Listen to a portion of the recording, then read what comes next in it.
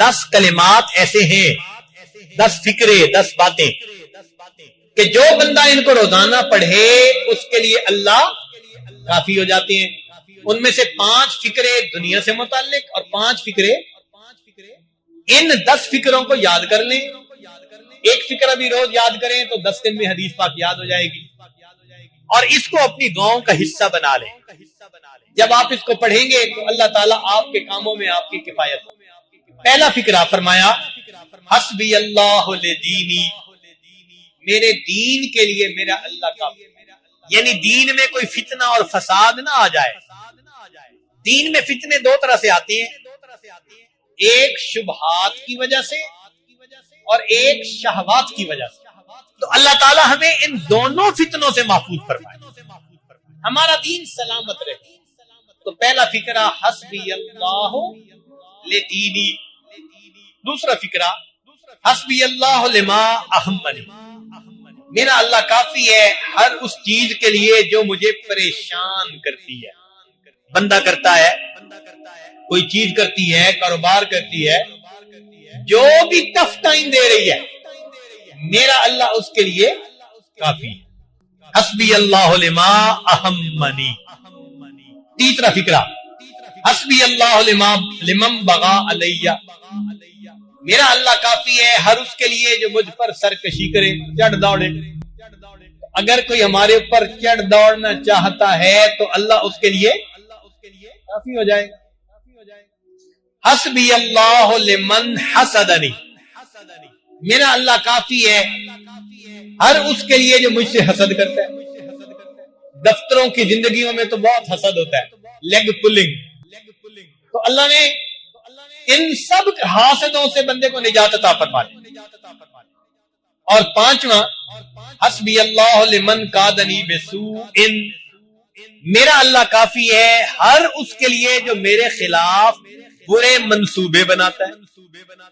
اب برے منصوبے بنانا والا کوئی بھی ہے، کوئی بندہ ہے، کوئی جماعت ہے، ایمان والوں کے خلاف کوئی ملک بنا رہا ہے، جو مرضی بنا رہا ہے، اللہ ان سب کے لیے، یہ 5 باتیں دنیا کے لیے ہو گئی، 5 باتیں آخرت کے لیے۔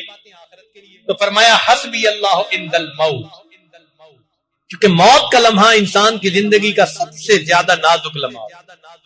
حسبی اللہ عند المسألۃ القبر، میرا اللہ کافی ہے قبر کے سوال جواب کے وقت۔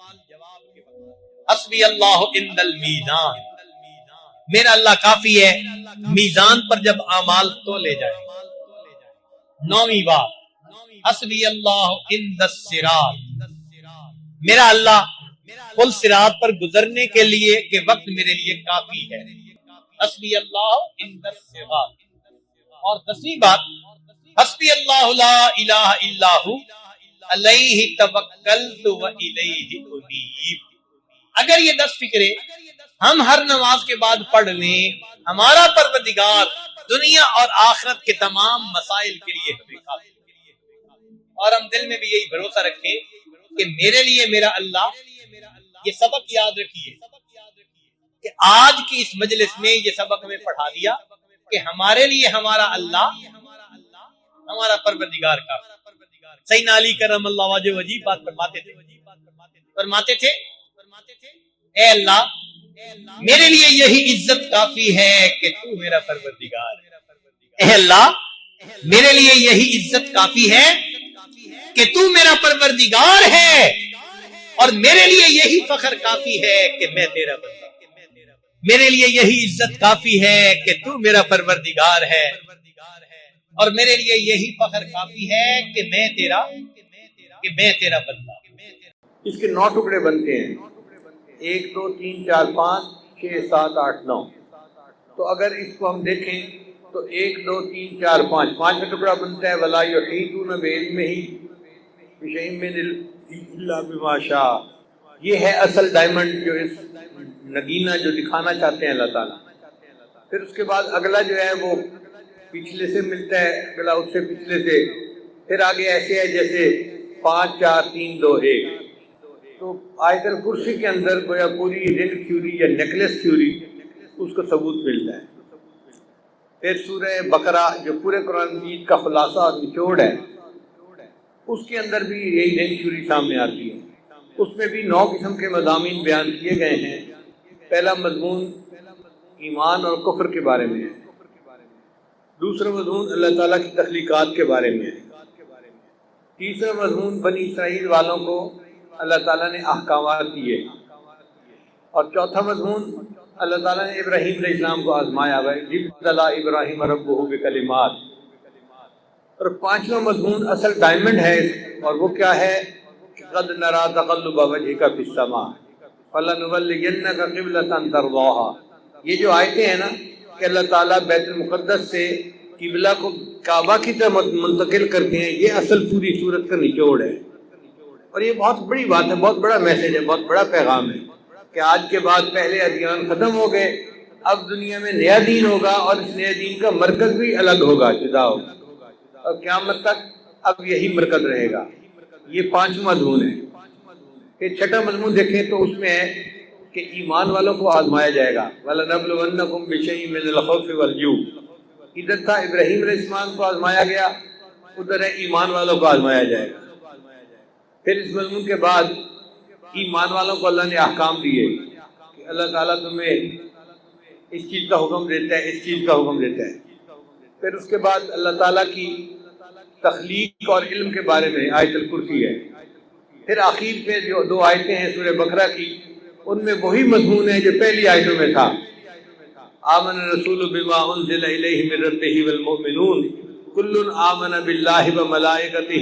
یہ وہی مضمون ہے جو قرآن جو سورہ بقرہ کی ابتدا میں، تو آخری 2 آیتوں کا اور پہلی آیتوں کا ایک جیسا مضمون ہے، اور درمیان کے مضمون ملتے ملتے یہ ایک نیکلس بن جاتا ہے جو گلے میں ڈالا جاتا ہے۔ تو یہ تھیوری بھی اپنی جگہ بہت خوبصورت ہے۔ جن مفسرین نے اس تھیوری کے اوپر کام کیا ہے وہ کہتے ہیں کہ قرآن مجید کی ساری صورتوں کو اگر اکٹھا کیا جائے تو یہ 19 گروپ بنتے ہیں، صورتوں کے گروپ 19 بنتے ہیں، ان میں سے 9 اور 9 گروپ ایک دوسرے کے معکوس ہیں، اور 19واں جو ہے نا وہ درمیان میں اصل مقصد ہے، وہ سورہ یاسین بنتی ہے، جس کو قرآن مجید کا دل کہا گیا۔ کوئی بندہ نہیں جانتا تھا کہ قرآن مجید کا دل کیوں کہا ہے نبی علیہ السلام نے۔ اب سمجھ میں بات آتی ہے کہ مضامین کے اعتبار سے سورہ یاسین کے اندر جو مضمون ہے وہ قرآن مجید کا نچوڑ اور لب لباب ہے، جس میں اللہ قسم کھا کر فرماتے ہیں یاسین والقرآن الحکیم انک لمن المرسلین۔ اللہ قسم کھا کر اپنے محبوب کی رسالت کا اقرار فرماتے ہیں، اظہار فرماتے ہیں۔ تو اگر 19 مضمون بنتے ہیں تو 9 ایک طرف لڑی بنی، 9 ایک طرف لڑی بنی، 18 اور 19 درمیان میں، جس کو ہم ٹکا یا ڈائمنڈ کہتے ہیں، وہ درمیان میں آ گیا سورہ یاسین۔ پوری زندگی گزر جائے اور ہم قرآن مجید کے علوم و معارف کو سمجھنا شروع کریں تو ہم پورے معارف کو نہیں سمجھ سکتے، بلکہ ہم تو 1% بھی نہیں سمجھ سکتے، پورے معارف کو سمجھنا تو بہت دور کی بات۔ بہرحال اب قصہ مختصر کرتے ہوئے ہم سورہ الرحمن کی طرف آتے ہیں کہ اللہ تعالیٰ نے اس سورت کو الرحمن کے لفظ سے شروع کیا۔ اچھا، یہ سورہ الرحمن جو ہے نا، اس سے پہلے سورہ القمر تھی۔ سورہ القمر اللہ تعالیٰ کی جلال کی اور جبروت کی نشانی ہے، اور سورہ الرحمن اللہ کی رحمت اور رحمت کی نشانی ہے۔ چنانچہ سورہ قمر کے اندر اللہ نے مومنین کو خوب ڈانٹ پلائی، 4 دفعہ کہا فَكَيْفَ كَانَ عَذَابِي وَنُذُرِ، کیسے تھا میرا عذاب، کیسے تھا ہمارا ڈرانا۔ اب آیا جیسے کوئی تھپڑ لگائے نا کسی کو، پھر کہتے ہیں اب تمہیں مزہ آیا، بالکل یہی مضمون ہے۔ اللہ فرماتے ہیں فَكَيْفَ كَانَ عَذَابِي وَنُذُرِ فَبِأَيِّ آلَاءِ رَبِّكُمَا تُكَذِّبَانِ۔ اے انسانوں اور جنوں کے گروہ، تم اپنے رب کی کون کون سی نعمتوں کو جھٹلاؤ گے۔ یہ محبت اور پیار کا کلمہ ہے۔ جیسے ماں اگر بچے کو ناراض ہو کے جو ہے نا غصہ کر بیٹھے اور بچہ رو پڑے تو ماں پھر کچھ کافی دیر اس کو پیار کرتی ہے، تو میرا بیٹا ہے، تو میری جان ہے، تو میرا پیارا ہے، اس کو تسلی دیتی ہے۔ اللہ تعالیٰ نے سورہ قمر، آپ غور کریں، اللہ ہمیں لائی نہ دیتے ہم بندے ہوتے، گویائی نہ دیتے ہم گنگے ہوتے، اللہ سماعت نہ دیتے ہم بہرے ہوتے، اللہ ہمیں سر پہ بال نہ دیتے ہم گنجے ہوتے، ہم جاہل ہوتے۔ اللہ تعالیٰ اگر ہمیں عقل نہ دیتے ہم پاگل ہوتے، اللہ دولت نہ دیتے ہم بھکاری ہوتے، اللہ عزت نہ دیتے ہم ذلیل ہوتے، اللہ ہمیں صحت نہ دیتے ہم بیمار ہوتے۔ آج جو عزتوں بھری زندگی ہم گزارتے پھر رہے ہیں یہ اللہ کا فضل اور احسان ہی تو ہے۔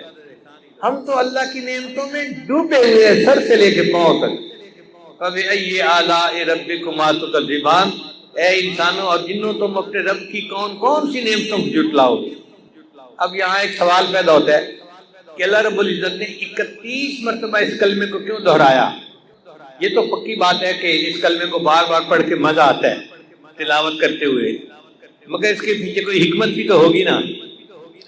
تو مفسرین نے اس کے دو طرح سے جواب دیے ہیں۔ ایک جواب تو انہوں نے یہ دیا ہے کہ جی اللہ نے کلمہ تو ایک دفعہ فرمایا فَبِأَيِّ آلَاءِ رَبِّكُمَا تُكَذِّبَانِ، مگر اس کو پھر 30 مرتبہ اللہ نے ریپیٹ کر دیا ہے، تو ٹوٹل 31 ہو گئے۔ بات سمجھ آ گئی؟ کل کتنے ہوئے؟ 31۔ تو کلمہ تو ایک دفعہ فرمایا مگر اس کو جو ریپیٹ کیا تو ریپیٹ کتنی دفعہ کیا؟ 30 ٹائم کیا۔ اور اس کی انہوں نے 2 وجوہات لکھی ہیں۔ پہلی وجہ یہ لکھی کہ اس سے پچھلی صورت میں اللہ نے 4 مرتبہ کہا ہے فَكَيْفَ كَانَ عَذَابِي وَنُذُرِ، ایک دفعہ کلمہ کہا اور 3 دفعہ اس کو ریپیٹ کیا۔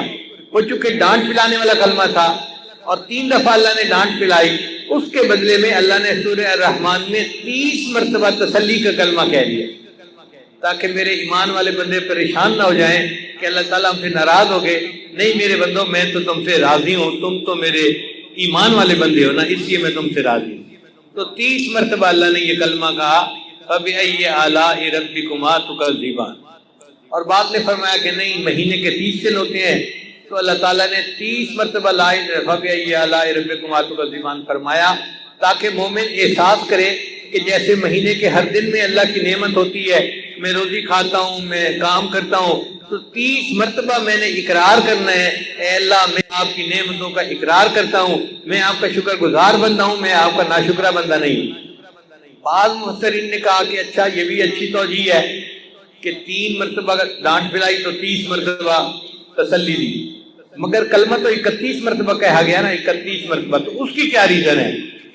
تو انہوں نے کہا کہ جی 31 مرتبہ کہنے میں حکمت یہ ہے کہ دنیا میں انسان جو اللہ کی نعمتوں سے لطف اندوز ہوتا ہے تو اللہ تعالیٰ کی 8 صفات ہیں جن کو صفات ثبوتیہ کہتے ہیں۔ صفات ثبوتیہ اللہ تعالیٰ کی ایسی صفتیں جن میں کوئی تبدیلی نہیں آتی۔ کچھ تو ہے نا عدلنے بدلنے والی، جیسے اللہ زندگی بھی دیتا ہے موت بھی دیتا ہے، تو کبھی محیی ہے اور کبھی ممیت ہے، کبھی اس صفت کا ظہور ہو رہا ہے کبھی اس صفت کا، مگر کچھ ایسی صفات ہیں جو مستقل ہیں، جیسے حیات، علم، سمع، بصر، ارادہ، قدرت، یہ اللہ تعالیٰ کی صفات ثبوتیہ کہلاتی ہیں۔ یہ 8 بنتی ہیں، تو صفات ثبوتیہ کتنی ہیں؟ 8۔ انہوں نے کہا کہ 8 صفات ثبوتیہ کی وجہ سے دنیا میں ہمیں اللہ کی نعمتیں ملتی ہیں، لہذا 8 تو صفات ثبوتیہ ہو گئی۔ پھر اس کے بعد جہنم کے 7 دروازے ہیں، لہا 7 ابواب قرآن مجید میں ہیں، اور اللہ تعالیٰ نے مومن کے لیے وہ 7 دروازے بند کر دیے۔